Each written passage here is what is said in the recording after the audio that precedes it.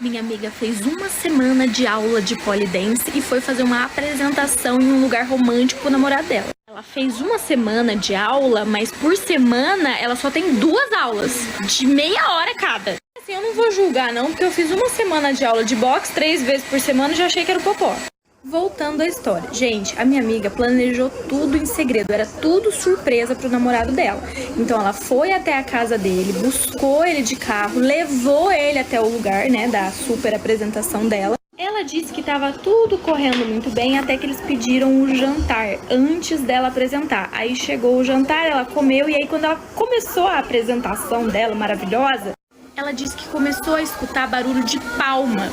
Só que aí isso desconcentrou ela. Vocês não têm noção o que aconteceu nesse momento e o que eram essas palmas. Antes de assinar qualquer documento, leiam, principalmente aquelas letrinhas pequenininhas, principalmente aquelas. A minha amiga encontrou um lugar aqui em São Paulo para fazer a apresentação maravilhosa dela de pole dance para o namorado dela. Só que quando ela foi até o lugar para ver tudo, a moça não falou para ela que se ela assinasse aquele papel de responsabilidade de que ela iria lá tal dia fazer essa apresentação, a dança dela poderia ser vista pelo outro quarto com pessoas que ela não conhece.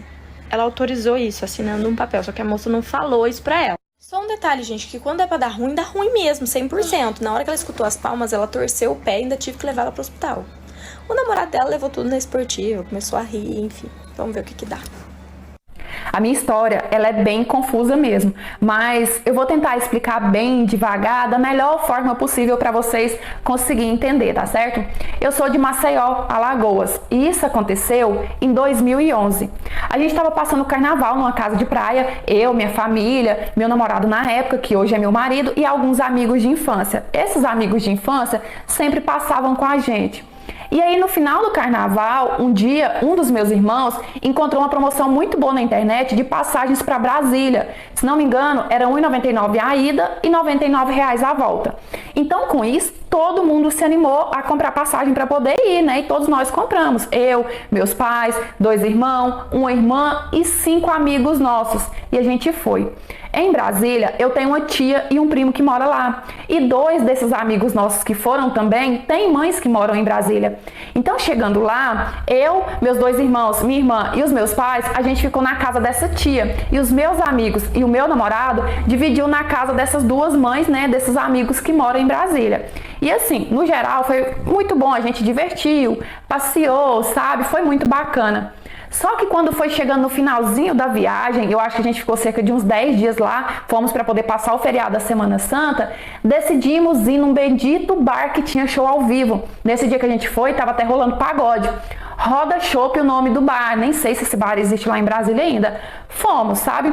Chegando na entrada do bar, logo o pessoal já veio entregar uma comanda para cada um de nós. Ok, só que um dos meus amigos encontrou uma comanda no chão e o outro pegou essa comanda para poder usar, tá? Dentro do bar, a gente meio que se dividiu. Ficou eu, o meu primo e o meu namorado numa mesa conversando. O meu irmão saiu para ir ficar com uma menina que ele conheceu lá. E os meus amigos meio que desapareceram lá pro bar. Eu não via eles assim. De vez em quando, eles vinham até na mesa que a gente tava e traziam uma cerveja do nada. Desses meus amigos, tem um que era o mais sem noção. É até hoje, para falar a verdade.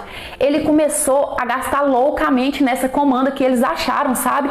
E esbanjava, e pedia bebida cara e dava para as meninas que estavam ali no bar e só gastando. Tipo assim, tava eu, meu primo, meu namorado e meu irmão consumindo nas nossas próprias comandas, normal. Mas os meus amigos estavam tudo consumindo nessa comanda que eles acharam. E eu já avisando desde sempre, isso vai dar ruim, sabe? E eles continuava consumindo essa comanda, consumindo. Até que teve um momento, um dos meus amigos falou para ele pegar essa comanda e jogar fora de novo. Só que esse meu amigo, que é sem noção, quis bancar o espelho e falou, não, vou pedir uma saideira primeiro. Antes de jogar lá fora, vou lá pedir uma saideira.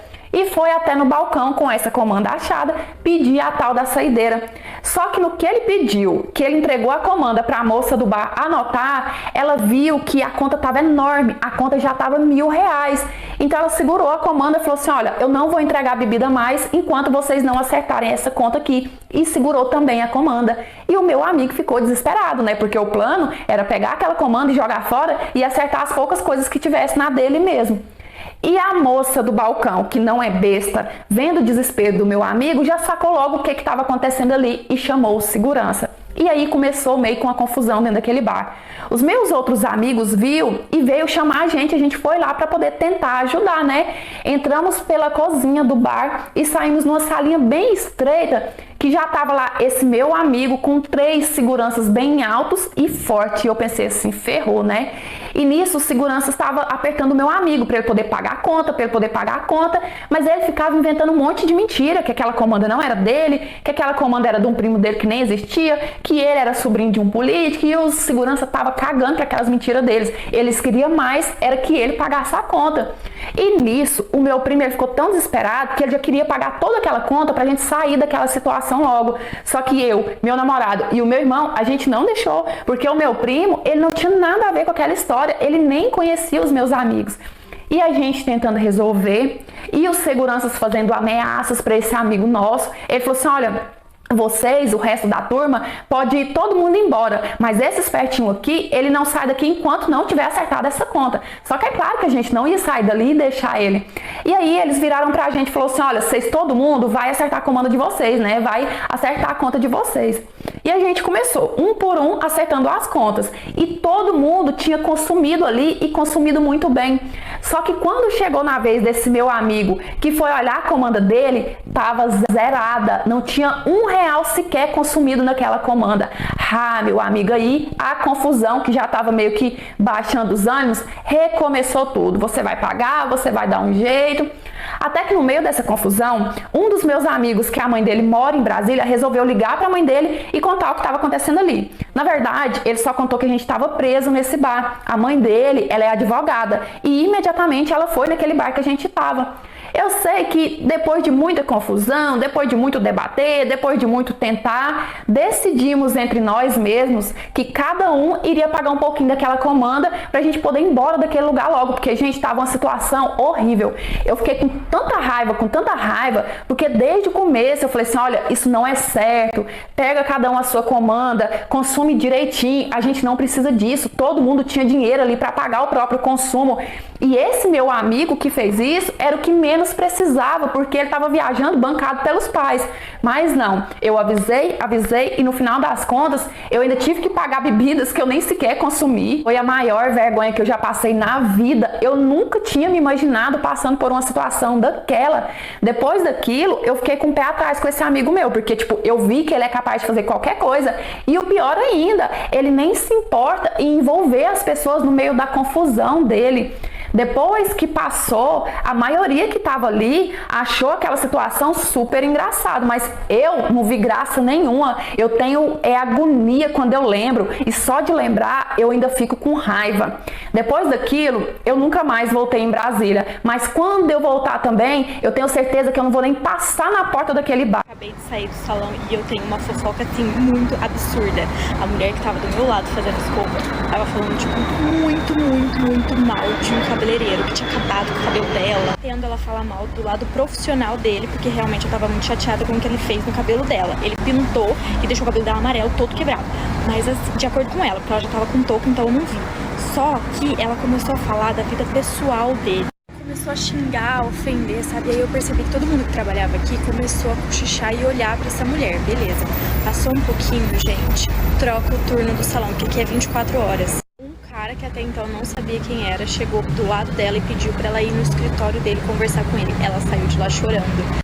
Vocês sabem como que é salão, né? Passou 5 minutos, o salão inteiro já tava sabendo dessa fofoca. Eu perguntei pra moça que tava fazendo meu cabelo o que tinha acontecido, quem era aquele rapaz. Aí ela falou assim, a questão não é quem era ele, é quem era ela que tava sentada do teu lado. Gente, vocês não têm noção quem era a moça que tava sentada do meu lado. Essa moça que estava sentada do meu lado frequentemente ia até os salões, falava mal de todo mundo, era tipo um padrão, sabe? Conquistava a confiança de todo mundo, ela tinha uma lábia boa e depois ela não pagava. Era sempre uma desculpa diferente, sabe? Ela sempre contava que era muito rica, que tinha muito dinheiro, nananã. Ah, esqueci minha carteira no carro. Ah, eu posso dar um cheque sem fundo. Então, o gerente do salão chamou ela e falou que eles só iam terminar os procedimentos no cabelo dela se ela pagasse. Ela falou que não ia pagar. Simples assim, porque ela não estava sendo bem atendida. Sendo que as meninas estavam tratando ela super bem. Bom, ela já tinha feito hidratação e escova no cabelo quando isso aconteceu, mas ela tinha marcado pra fazer drenagem, pra fazer manicure, pé e mão, sobrancelha, gente, até peeling. Complicado. Bem complicado. Quebrei o liquidificador, chefe! Ah, a vida de pobre é uma luta pra conseguir as coisas. E quando consegue, sempre tem uma criança pra estragar. Caso eu. Lá no quintal de casa, a gente tinha 3 pés de frutas. Abacate, maracujá e laranja. Então, todos os sucos eram. Ou de abacate, ou de maracujá, ou laranja.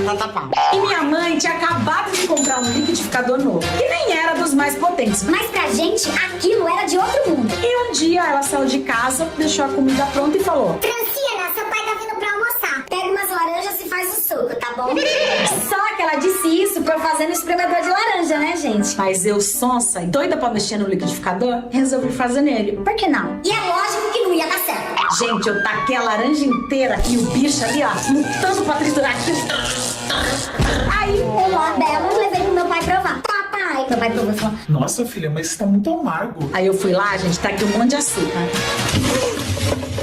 Dei pro meu irmão provar, meu irmão. Nossa, tá amargo e doce. Aí, gente, eu taquei o pé de laranja inteiro ali naquele liquidificador. E o que aconteceu? Ele não aguentou, parou de bater. Diferente da minha mãe, que me bateu até não poder mais. A minha sorte foi que ela conseguiu trocar o aparelho, mas eu fiquei proibida de chegar perto dele. E uma dica, gente, se for bater laranja no liquidificador, tira a semente, tá? Tá.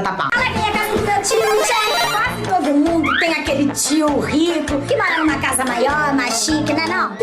Então, gente, o meu tio rico, Era doido pra gente passar uns dias na casa dele, que tinha piscina e tal. aí fomos eu e o meu irmão pra ficar uns 15 dias de férias lá na casa dele.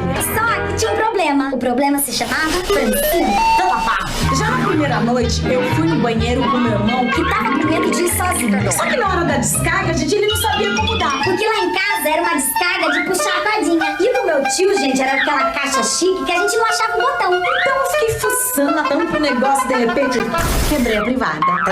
Eu não só quebrei, gente, como o negócio começou a transbordar. E o que a gente fez? A gente foi pro quarto e fingiu que nada tinha acontecido. Quando o meu tio acorda, a escada dele, gente, tava uma cachoeira. E o piso de madeira todo encharcado, mas não deu nem tempo de tomar café da manhã. Meu tio pegou a gente de Malicuia, bateu lá na porta do complexo habitacional que a gente morava em Sorocaba. De onde a gente nunca devia ter saído.